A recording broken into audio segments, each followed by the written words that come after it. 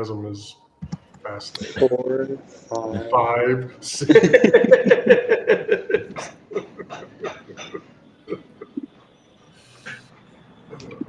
Brandon, are you really traumatized?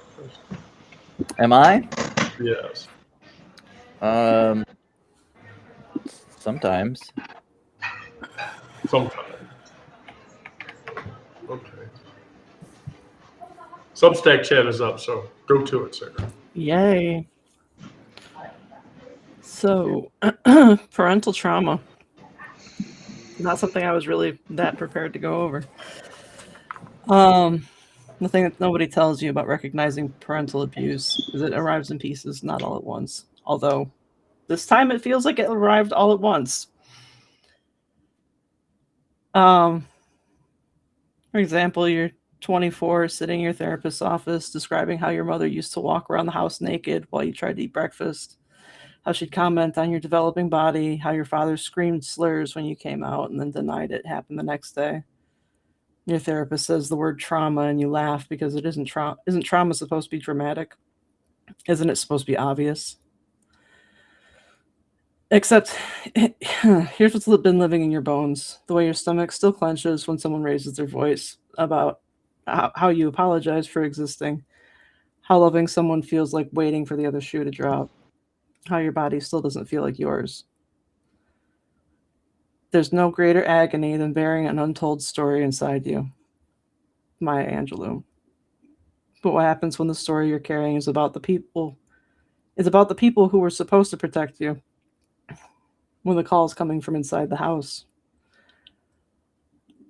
Nearly 21 years ago, I got into an argument with my dad. I was trying to leave the house to go to a walk-in clinic because my at-home pregnancy test came back positive. But he wasn't mad about the clinic. He was mad about that the door was standing wide open as I was trying to exit. And he was standing in the hallway in his underwear, never giving a thought to the fact that there was something wrong with him wandering around the house in his underpants and t-shirt in the house that he shared with his adult and teenage daughters.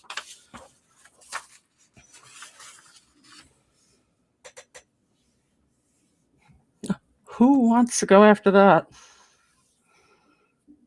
Oh, I'll go, Josh. Gosh, that's easy. The whole shaming aspect of a parental relationship, that embodies my entire relationship with Zoe. Almost all of Zoe's experiences involved shaming me into a specific position so that I would behave a certain way or not another way. Parental trauma sucks. Now, admittedly, and I've said this before, Zoe was very corporal, very controlling, very conniving, very narcissistic, and very physically abusive. Getting slapped in the face, that was normal. That was an everyday occurrence. Spankings, those stopped being effective years ago. Those stopped working on me by the age of 8 because they were happening so often. So parental trauma is extensive. So when you say,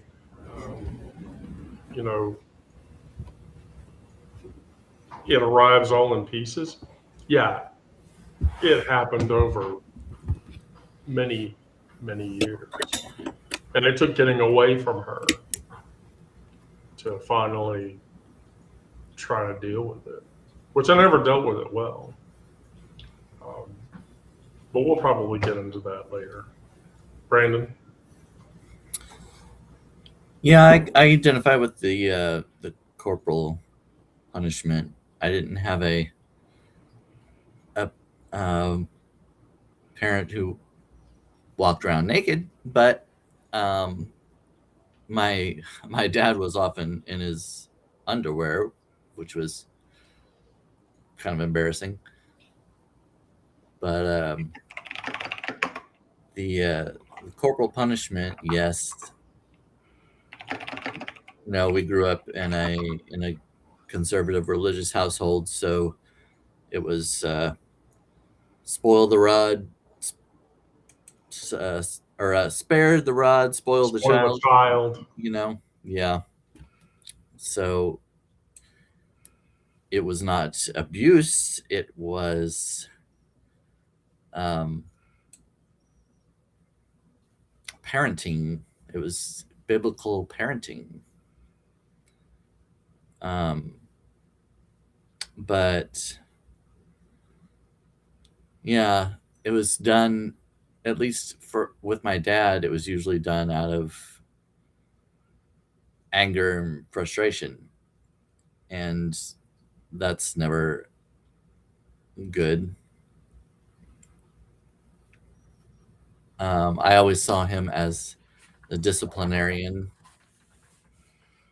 did not experience affection and love from him.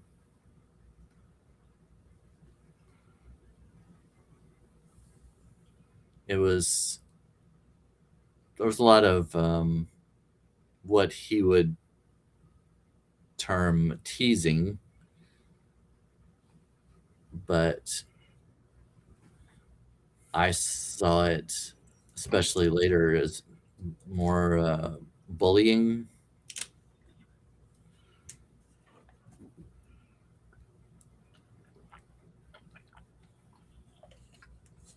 Absolutely. Yeah, bullying is certainly, I think, part of it. He would, he tried to teach.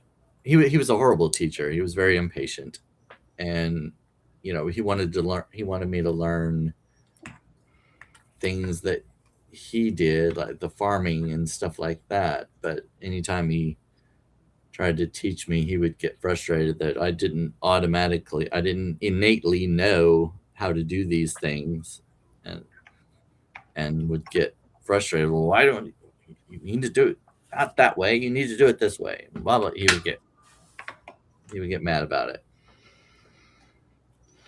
and yeah, I didn't see him as the loving, caring parent. I believe he has softened as he's gotten older. I see it with my nieces and nephews, his grandchildren. And I think that happens with almost every parent. They seem to treat their grandchildren much better than they ever did their own children. But of course, it's kind of too late then. The damage has already been done to their children, and maybe they're trying to correct what they did wrong by doing it right with the grandchildren. But I don't know. There's those are my initial reactions, thoughts. It seems like they almost overcompensate with the grandkids. Right.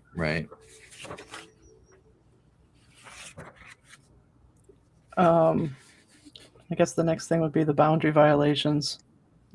They almost have a tendency to rewire your nervous system.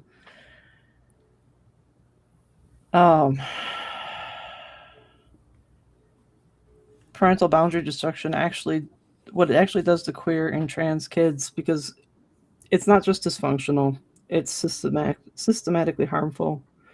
When parents parade around naked or sexualize their children's developing bodies, they're teaching us that our boundaries don't exist. For LGBTQIA plus kids, this gets exponentially worse. Your mom comments on your breasts when you're binding. Your dad makes jokes about your dyke haircut. They barge into bathrooms, bedrooms, changing rooms, spaces where trans kids are already negotiating dysphoria and privacy. They weaponize slurs during the most vulnerable moments of identity formation, turning the people who should protect you into the primary threat. My dad called me a dyke twice when I was a teenager. the first time I was in middle school. I wasn't even a teenager. And in middle school, we participated in what we called Spirit Week. I think most middle schools do that. Yeah. But my favorite, like each day had a different theme. My favorite one was Crazy Hair Day. And this 1 year, Crazy Hair Day, my friends helped me put my hair up in like a bunch of tiny ponytails. Like it looked like I had a caterpillar on my head.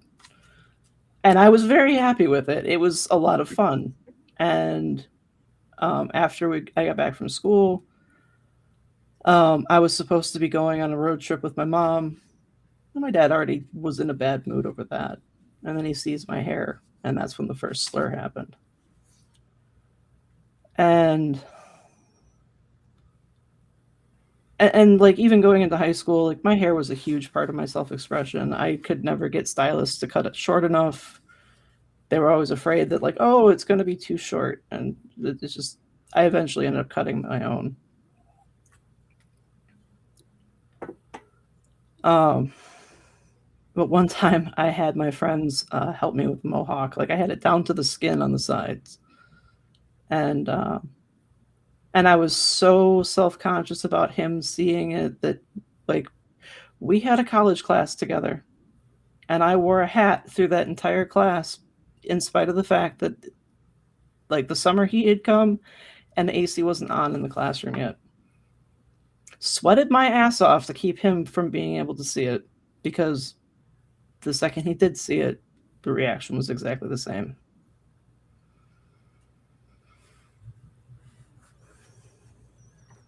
Boundary violations and even exposure to that level of trauma, that teaches us that boundaries don't exist, or at least to our parents, that boundaries may exist, but not for them. For me, that neglect was not passive. It was active exposure. You know, after Zoe divorced my father, my mother did Joan Crawford shit. One strange man versus another would stumble through our home looking for a hot fuck. Because I won't deny it, Zoe in her mid to late 20s, actually late 20s by this point, she was a hot fuck. She was beautiful, attractive, blondish red hair. And that's how guys saw her. And so I learned to just hide when shit like that happened. But from a queer perspective, when I was early teens, I did a lot of cross-dressing and a lot of internal self-exploration. And I got caught a handful of times. Lost a tooth for one of those times because I got backhanded. And I got called a bunch of slurs. I got called a sissy and a faggot and everything else that, you know, you could get called for doing those kinds of things. And that was one of the key reasons for me personally that I buried Wendy in the back of my head. You know, when I was a teenager, that voice was there, and I wanted to listen to it because Wendy's voice in my head made me feel alive. But, you know, when you're a child and you learn to hide, you know, while people are doing things, that's a reality of boundary destruction. The trauma inventory the concept of the trauma inventory talks about how this compounds for people who are different, queer, trans, you know. And so when I was a child, I was already learning that my body and my boundaries weren't safe, and my space didn't belong to me. And so, long before I ever understood what dysphoria and dysmorphia and being trans was. And so that's real trauma, and it's painful. It's very painful. And there's not an easy way to take it back. Brandon? When I was in elementary school, I was friends with more girls than guys because I just didn't I didn't like the things that other guys liked, the sports and roughhousing and that kind of thing. But being friends with girls was not really seen as appropriate. It was only if you associated with girls, that was your girlfriend, and my dad would often tease people if any guy was hanging around with a girl. Oh, is that your girlfriend? And I had one friend all through school. I never saw her as, I never was attracted to her or anything. We were just friends, but I'm sure my parents always thought that I was attracted to her. Yeah, it just, I never would have been able to come out in high school because that was wrong. That was punishable. And it's just, even if I could go back, I wouldn't have come out then because I know how it would have turned out. I think that's a realization, because I've asked this question too. What would have happened if I'd come out as queer trans at that moment? And the reality for me is that I would probably be dead.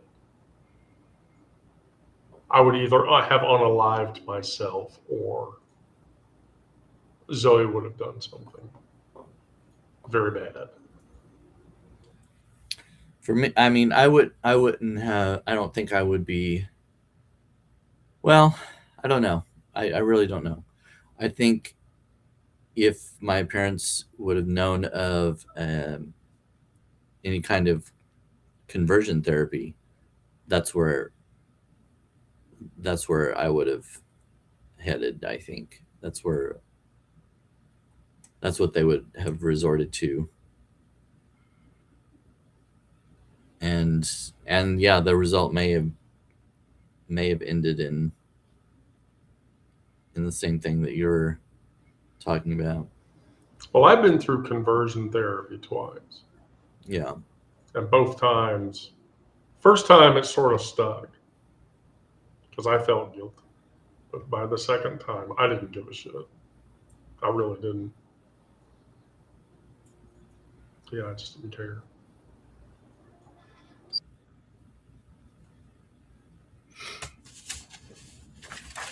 I lost where I was at.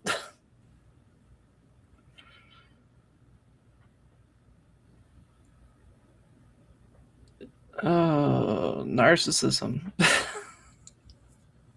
Oh, there's a good one. Narcissistic patterns that make you an extension.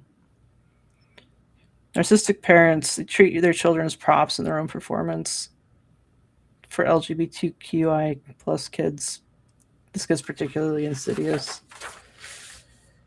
Your worth becomes a performance base. You exist to make them look good. which means your queerness, your transness, your authentic self threatens their narrative. They might force you into gendered performances, pageants, sports. And this could trigger dysphoria. They shame your needs as selfish, wanting gender affirming care is attention seeking, coming out as making everything about you. Existing visibly queer is an embarrassment to the family. When they make love conditional on your appearance, they're teaching you body hatred or hatred of your body. For trans kids, this means lose weight before you will use your pronouns. For gay kids, dress normal before we'll acknowledge your partner. For anyone queer, your value is what you can perform, not who you are. When my sister and I were kids, our father used to sing the Rolling Stones. You can't always get what you want. And that was to drive home when, like, things we weren't being allowed to have. Like, if there was something we wanted that we weren't being allowed to have, it drove home the idea that personal wants weren't valid. As I got older, as my sister and I got older, he started pitting us against each other. Not in the sense of like we had to fight each other, but if he was being nice to me and wanting to support me in anything, it meant that he was actively in a disagreement with my sister.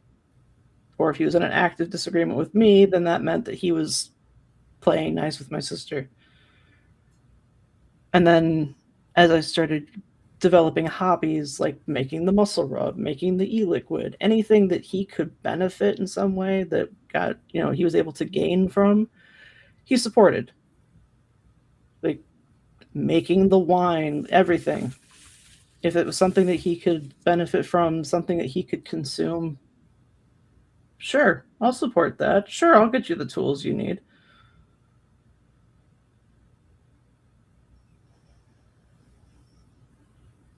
That's the nature of orchestrated public humiliation. So the narcissist playbook that says that you pit one against the other, there's an actual construct for that. When I was a kid with Zoe, there was the perfect framework. There was a scapegoat, there was a catalyst, and there was an angel. And I was always the scapegoat. My brother was always the catalyst, and my younger sister, my maternal sister, was the angel. And so, there was a Yule event. I was married at the time, but that experience echoes every kind of abusive narcissism and orchestrated public performance that you can imagine. And so, that experience played out as we were sitting at a table playing bridge, and Mary, who was my spouse at the time, wanted to leave. And my brother did not want us to leave.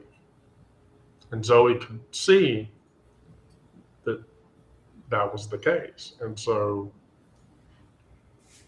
while we were dispensing with how where we were going to go, Zoe dragged my brother, Jono, into another room, fucked him up a bunch. They're leaving. She's taking your brother away. You don't want that, do you? You shouldn't want that. And so, sure enough, minutes later, he came raring out, and it turned into a fight. And, then it heightened even further, and Mary got into Zoe's face, and Zoe shook her finger at Mary and walked out. And that's when Zoe let off a whole bunch of slurs, called Mary a bitch, cunt, a twat, all of it as she exits the main house. And I'm left standing there. And everyone's looking at me. And I mean, she didn't deserve that kind of treatment. So, I ran back out from the house after her. Standing there, she was like, "We have a problem." And I said, "What?" "The car keys are still in the house." And I went, "Oh, okay. I'll go in and get them. Sure, why not?" And I did. And Zoe was standing there right next to the kitchen counter, and I walked up to her. At that point, I was not afraid of her anymore. I was, I'd already run away and I'd already married and shit, but I got into her face. I went nose to nose with her, and I said, "You don't fucking say shit like that ever fucking again. Certainly not around me." And then immediately all of the veins in her neck popped out. I got pushed. I got hit. I got pushed out the door. My brother chased me out the door. And then my brother and I were on top of each other, and we were just beating the snot out of each other. And, my stepfather was trying to pull Jono off of me. And my sister was trying to pull me off of him. And I mean, glasses had come off, shirts had come off. We were fairly bloody at this point. And when my sister managed to pull me up, I noticed that Zoe was standing like down at the front door of the house. And she was smiling. And she was happy. Or whatever. But that's what narcissists do. That the trauma inventory says narcissistic parents make children extensions of themselves. In Zoe's case, she liked to watch people perform for her. But that humiliation wasn't accidental. It was entirely part of the whole fucking plot. And that's how that orchestration worked. Parents are like that. We as people, and I say this in no uncertain terms. There's a saying. And the saying says, "Don't meet your heroes. You should never meet your heroes." Because oftentimes your heroes will never live up to the expectations that you would put upon them. That's why you idolize them as a heroic figure. There is a belief that, especially years ago, 50s, 60s, and 70s, 80s even, where parents had the same affect. Don't humanize your parents. You should totally humanize your parents because they're human fucking beings. And they're not perfect. They're very imperfect, actually. So you shouldn't pedestal your parents because when you do, it encourages that behavior. Brandon. Yeah, my father tried to make me an extension of himself. Wanted me to be a farmer like he was. Wanted me to learn that trade, I guess. He wanted me to play basketball because he liked basketball. Tried to teach me, and I had to join the basketball team in 4th grade. Did not like it. Wasn't good at it. I think I got in the game. I only remember one time being in actually a game, and I got my hands on the ball once. I think I dribbled it once and it got taken away. I was not good at basketball, but he never took any interest in anything that I wanted to do that I was good at. I played the piano, and he was not musical. Did not didn't have any interest in me playing piano or being in band. When I was in high school, I learned the saxophone and played in band. And he would go to the concerts. He and my mom, of course, it's kind of an obligatory thing. You go to your kids' major events or whatever, but not out of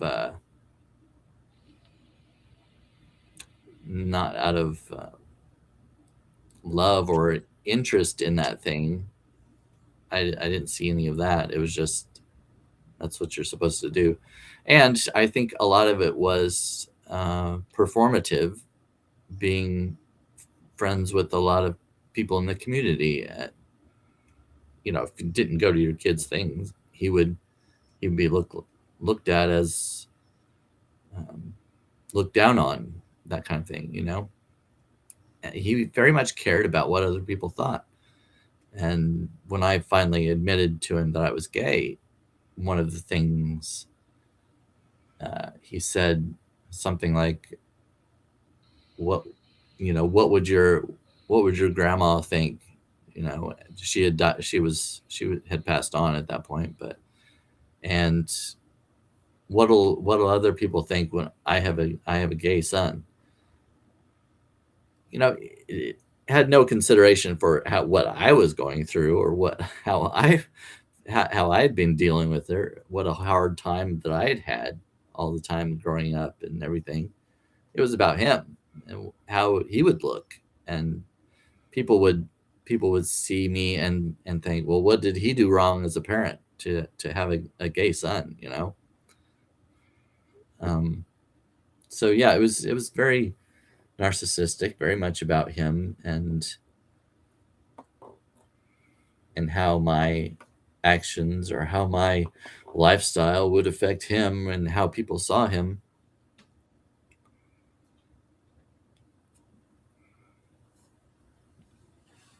He's that way with everything, really. He can't see things from other people's perspectives. Uh, even with food or drink or things like that. He he he doesn't like Dr. Pepper. He calls it Dr. Yuck, and can't understand why anybody could like Dr. Pepper. But he eats pickled pig's feet. And, it's like, oh, try it. You don't know if you'd like it. You've never tried it before. Blah, blah, blah, blah, blah. But it doesn't work the other way around. If he doesn't like something, it's okay if he doesn't like something. If I don't like it, then nobody should like it. That's just his personality. I'm sorry, Brandon. I just feel like somebody that eats pickled pig's feet cannot judge somebody else for enjoying Dr. Pepper. Which, by the way, I want to remind everybody is basically carbonated prune juice. Yeah. Maybe that's why I don't like it. Yeah, I don't really like it either, but I understand. I know that everybody has different tastes and everything, and I don't blame anybody else for liking it. That's fine, Right. because I can understand that we're all different. Our brains are all different. Our tastes are all different, and it's not abnormal for someone to like something that I don't like, and vice versa. Right. That's where I think the empathy comes in, or lack of empathy on his part. Some people just aren't able to see things from someone else's perspective or understand them. Sarah. I want to point out that I feel like I had the complete opposite experience that Brandon had. Because I was the one that was into sports and my dad was the one that was into music. Oh, yeah. But even when I tried to do music, he didn't support me in it. So,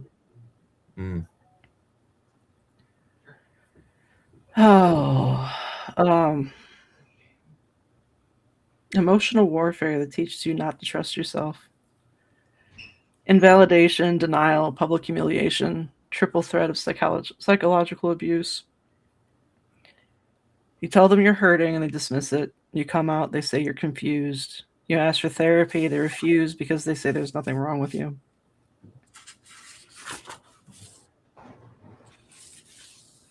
You express gender dysphoria, they mock you at your family dinners. They humiliate you in front of friends, teachers, strangers, because destroying your dignity in public reinforces their control. When you try to develop autonomy, get a job, move out, transition, they weaponize money. They make it clear independence will be punished. For queer and trans kids trying to escape, this economic abuse becomes life-threatening. In the second grade, my best friend moved away, and life at school fell apart. It was frequent that I would come home exclaiming that it was the worst day of my life. He never inquired about what had happened, only ridiculed me over the fact that I had no idea what bad days even were, which taught me that he would never be a source of emotional comfort. I requested access to therapy twice while I was a teenager and was refused both times, no explanation given.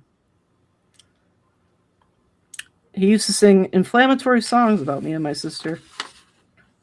He had been singing mine since I was an infant. Used the lyrics to make fun of the fact that I was angry or, in his words, serious. There's pictures of him holding me up and making me dance while he sang when I was barely a toddler.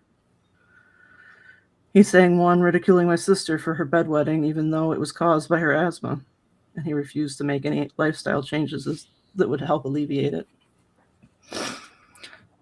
He would get angry with me for he got angry with me for exploiting a loophole in a loan agreement between us. It resulted in my financial freedom from him. Well, wait. How did that play out? Which one?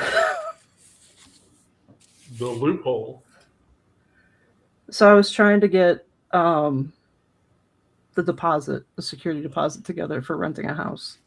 Right. And I didn't have enough. So he said that he would provide me with the full amount for the security deposit. Drew up this loan agreement. It said that if we paid everything back with like the allowance of one late payment, that he would give us the full amount back right then and there. That, it was no strings attached. Right. And I realized, and that there was no penalty for paying it off early. And I realized, standing there talking to him, that if I handed him the money back, the loan would be paid, and he'd have to hand me the money back, no strings attached. And he got so pissed when I did that. Something about trying to teach me financial responsibility, even though it would have been causing me more financial distress on a month-to-month basis. Yeah, emotional manipulation works that way. When you tell your parents that you're hurting and they dismiss it, that's the assertion that independence is not tolerated and will be punished. And a large portion of that has to do with the fact that there are parents, adults, who can't trust their own emotional reality. Or they control the emotional reality. So in Zoe's case, when I was a kid, there was an experience where my sibling's father, my stepfather, dragged Zoe into a room and proceeded to beat the shit out of her. Well, the way it sounded. And I remember hearing it. And I remember thinking, there was a shut door And Zoe was behind it, and she was begging and screaming for help. And, that's the thing that you're gripping the balcony banister in the house while you hear that happening, and your knuckles have gone white and they're tense. And I was a kid, I didn't know any better, and so I ran down to her bedroom where he had dragged her into, and I was banging on the door, pleading for whatever was happening in the room to stop. And then the door opened, and she was okay. They were just fucking with my emotions.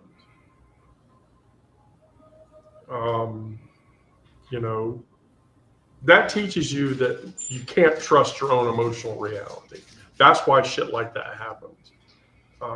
And you learn that your genuine fear, your protective instincts, even your capacity to love,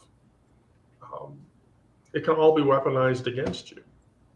And they'll do it. They'll do it every time. And that's one of the reasons why people who experience that kind of trauma, I'm one of them, you become an expert at reading other people's emotions while you completely disconnect from your own, which is the thing that causes emotional monitoring to happen. And I do that with her all the time. We're okay, right? You still love me, right? There were bad things going on, you tell me, right? You ask those questions because you're emotionally monitoring, because you remember that earlier experience. And it's hard to let that experience go. I did it with Mary. I did it in virtually every relationship I ever had. You always test the waters before you walk into it, even when you're in a secure relationship with somebody.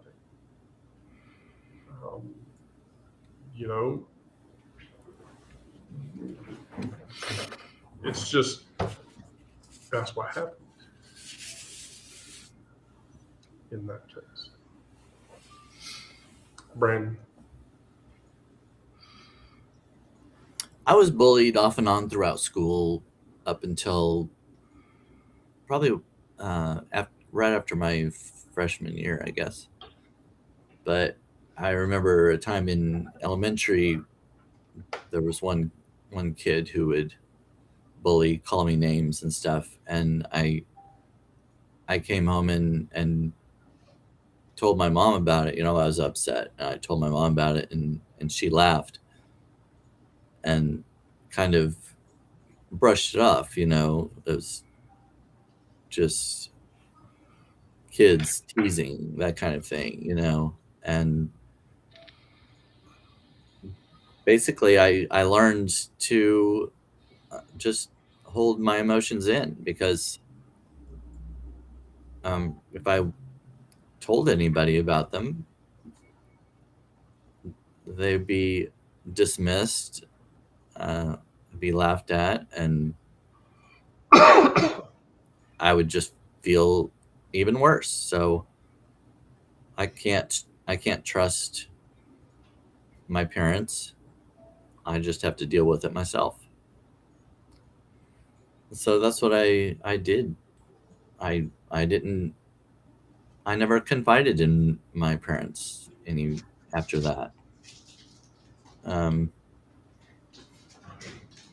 it caused our relationship to be to have a wall, kind of have a distanced us from one another. I have a question. Did that make confiding in other people difficult for you? Yeah, I think so. I think it translated because, your family, your parents should be ones that are close to you and love you and love more than other people. So if you can't trust them, then you probably can't trust anybody. So yeah, it's I never really confided in anybody for a very long time, not until I was an adult, I guess. Well, because how could you trust that? If you Right. can't trust that at home, how could Yeah. you trust it anywhere else? Yeah, exactly. Yeah, that's what I'm saying. It's just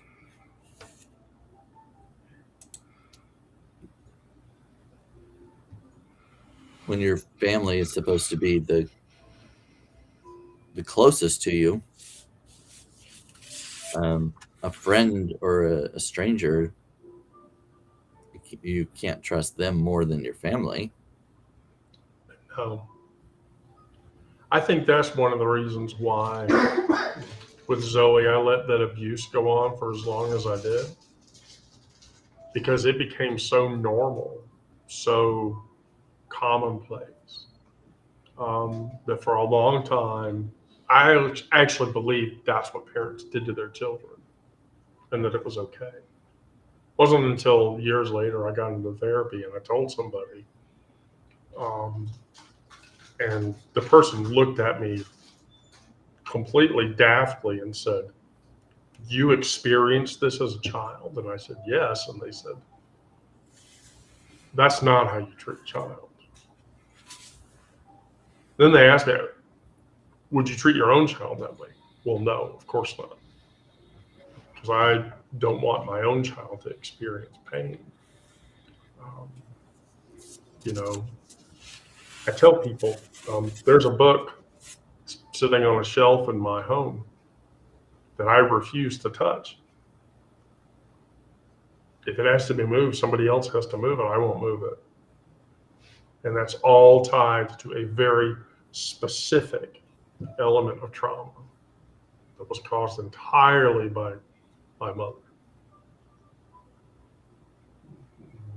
It's powerful and it follows you until you deal with it.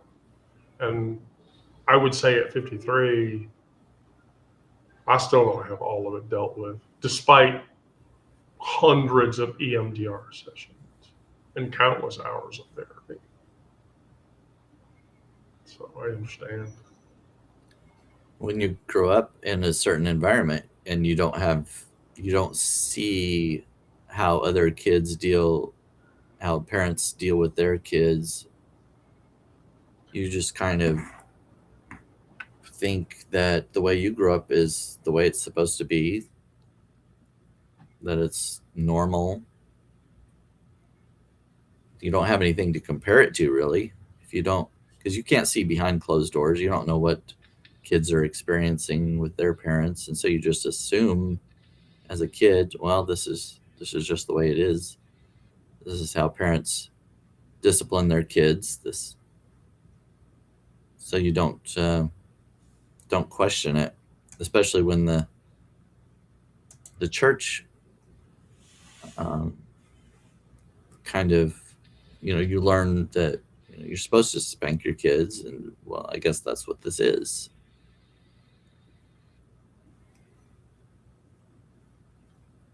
Yeah, I agree. Sarah? I was just reading what you put in the chat. Oh, I guess I actually have something to add to that in terms of the experiences. We're all ears. And we're here for you, by the way.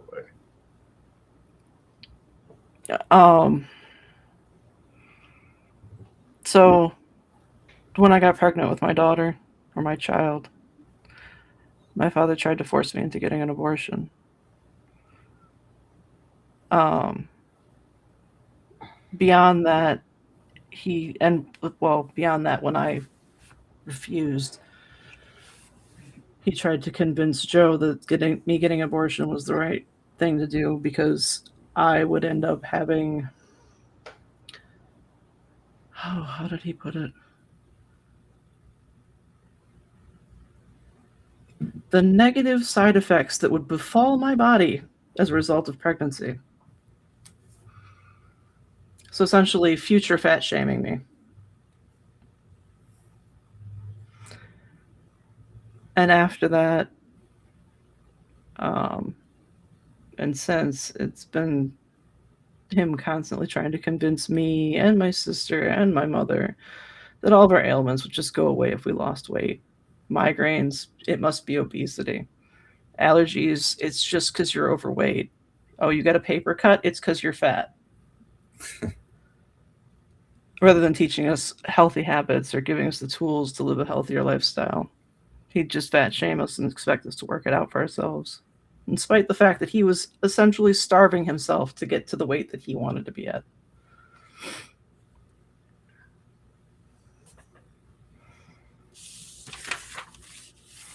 That is bullshit. I never experienced the reproductive coercion that you're talking about.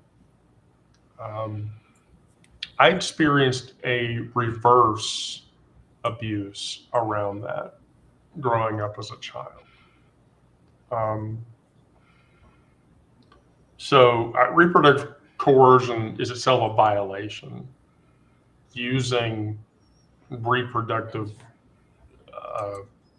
narratives as a trap and removing autonomy over one's body and future, much less shaming somebody over their body and their future, is entirely abusive. But when I was a kid, Zoe had this habit of, when my birthday would roll around, which, by the way, if you didn't know this, I consider my birthday to be the worst day of the year, and I hate it. I mean, I viscerally hate my birthday, and this is one of a variety of different reasons why that's the case that I'm about to tell you. So, on my birthday, starting around 7 or 8, my mother on my birthday would approach me and sit down, and she'd give me this speech, and I had to listen to it. And the beginning of the speech always began with,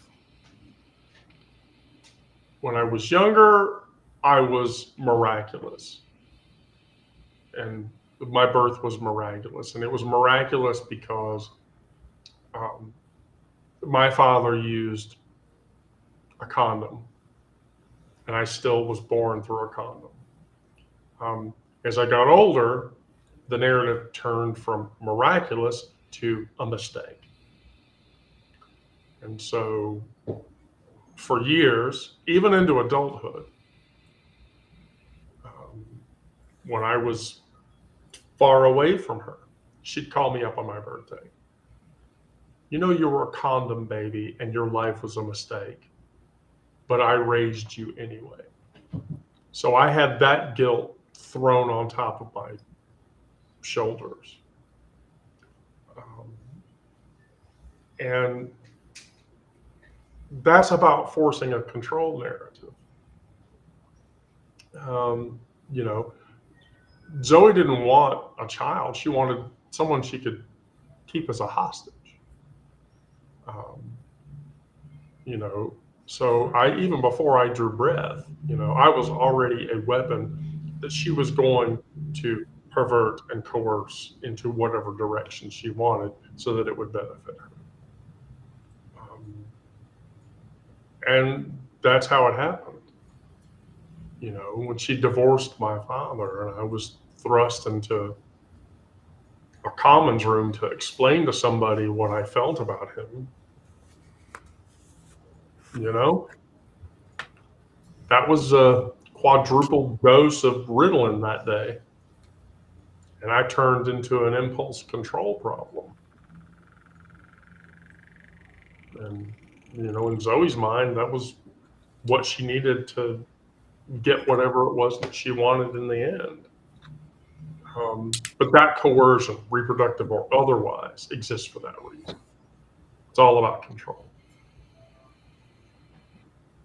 and that narrative. Brandon?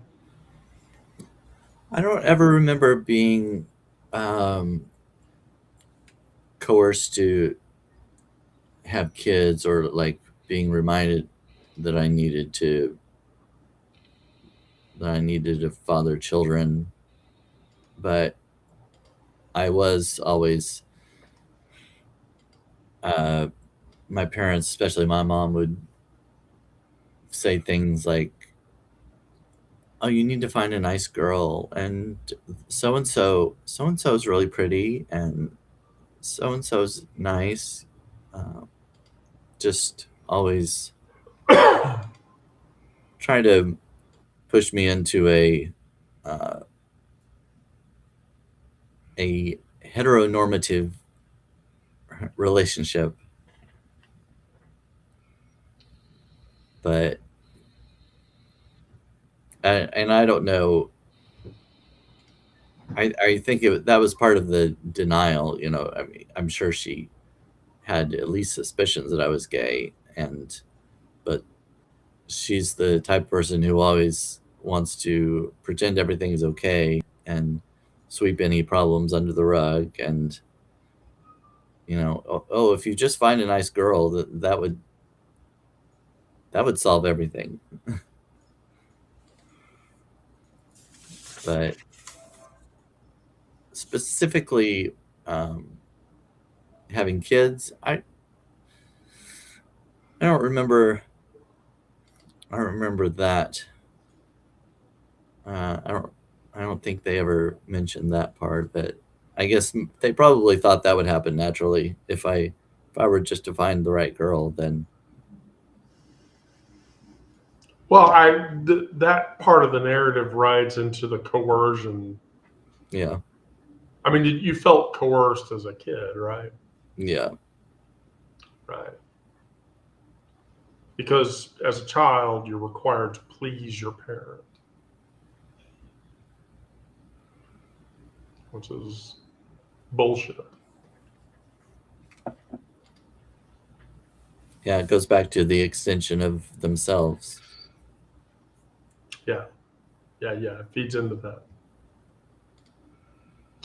Feeds directly into it. Sarah? I guess that just kind of leads back to what everything had in common.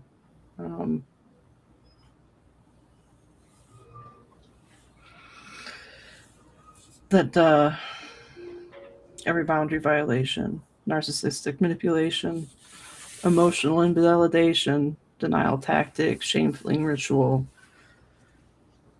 public humiliation, financial control, and on and on. That they're all designed to make you believe you don't exist. You don't get to exist in your own terms. But do you feel like you exist on your own terms now?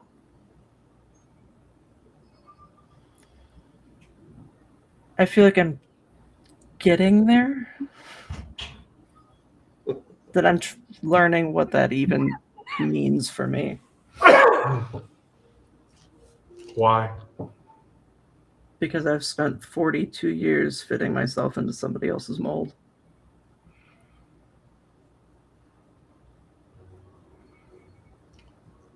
It's a hard thing. You know, what makes those parallels so devastating is that they're not isolated incidents. It's easy to see them that way, but they're not. It's just systemic infrastructure that your trauma inventory describes. You know, when I was a kid, Zoe didn't make mistakes. And so everything that she did, there was an ulterior motive. There was another thing in front of the thing that she wanted to achieve whatever result. And so every violation just served the same purpose. Um, and that was layered on top of every action that she took, which was to teach me that my body, my emotions, my reality, my very existence was negotiable on her terms. And had I stayed connected with her, I have long been convinced I wouldn't be living today if that were the case. I wouldn't be, because I wouldn't have been able to tolerate it. And going back to my earlier experience, my brother and I in the front field of the house, beating the shit out of each other, blood in my mouth. That was the taste of me attempting to finally claim ownership. And then build that brick by fucking brick. Because that's the reality of it. And so, you have to take ownership. If you don't take ownership, then you just get stuck in the same patterns. And it turns into a cycle over and over again. Until you can stop that cycle from happening. That's the hard part, though. That's the hard part. The worst of it. Brandon, we're right at the top of the hour, by the way, so. Overall, I think parental influence is especially difficult to overcome.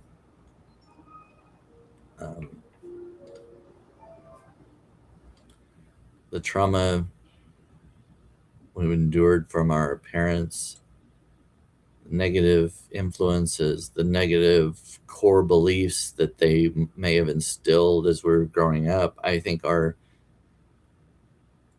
so difficult to turn around. Even when we are adults and we look back and realize how wrong they were and what negative influences they might have been, the logic still doesn't overcome the emotional scars that we have. It takes a long time, I think, to heal from that and turn around our lives and live them for ourselves rather than for someone else. But it can happen. It takes some work, some determination, some self-love, I think. I would agree with that. So there's my closing thought. Well, I would say a person is not born, but rather becomes. So no biological, psychological, or economic fate determines the figure that the human ultimately presents in society. It is a civilization that produces that creature. We're all byproducts of our environment. And if we make our environment supportive, or if we change our environment into a supportive environment, then that makes it better. Not everything that is faced can be changed, but nothing can be changed until you try to face it. The victim who is able to articulate the situation is no longer a victim of whatever situation it was, but a human being who has made strength in their own attempts. So the truth about our childhood becomes it's stored up in our body. And although we can repress it, we can't ever alter it. Our intellect can be deceived, our feelings manipulated, but the body itself, it can't be fooled. And it always keeps score. And so, the conflict between the will to deny whatever horrible events happened and the will to speak them out loud in front of 27 people at 2 in the afternoon Eastern Standard Time in front of other people you give a shit about is the central dialectual of dealing with psychological trauma. Recovery can only occur within relationships, be they romantic, platonic, social, equalitative. You can't do it in isolation. You just can't. Because you don't get affirmations and you don't get validations and you don't get that people say, I understand what you're going through and how you felt that way and why, and I am sorry. And that's really the root of it. Whew.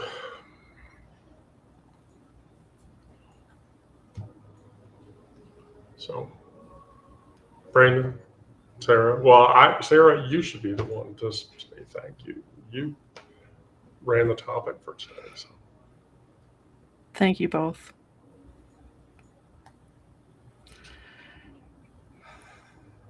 Brandon, I have something off topic to say that I've been wanting to say for a while, and that is that you remind me very much of my best friend, Mark. Well, I hope that's a good thing. It's a good thing, but I also miss him very much.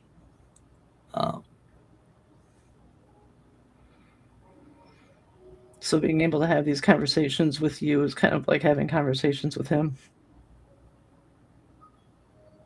I'm sorry if that sounds a little weird. No, I will take that. I'm glad to hear that. I'm glad I can be a partial fill in.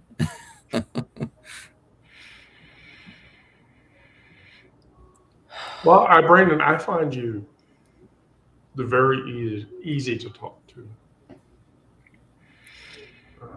Well, I appreciate that. I've been told that kind of thing before, that I'm easy to talk to. I've always been more of a listener than a chatterbox. There's something about active, introspective listening that really helps. As much as introspective and insightful communication does. But, Well, I've enjoyed our interactions, Sarah, and I enjoy your personality and your humor. Thank you. I appreciate yours too. Okay. That's completely off topic. I'm so sorry. Well, if you would stop crying, Sarah. Yes. Stop crying. All right, I'm done. I mean, I've been doing it all session here. I'm not. The objective is for all three of us not to bawl into tears. Well, too late. Yeah, right. Right. All right. Well, Thursday. It's New Year's Day. Is that something we're wanting to do? Yeah, Thursday. It's New Year's Day. Do you want to do a session on New Year's Day? We could talk about our resolutions to ourselves for the following year. Oh boy. I made a resolution to myself years ago that I was never going to make another resolution again.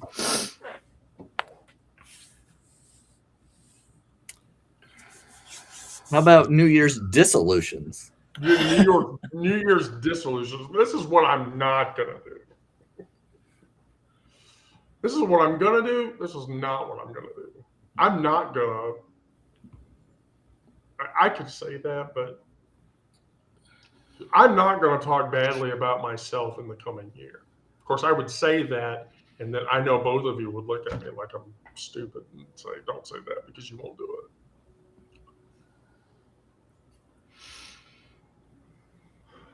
Don't say that because you won't do it.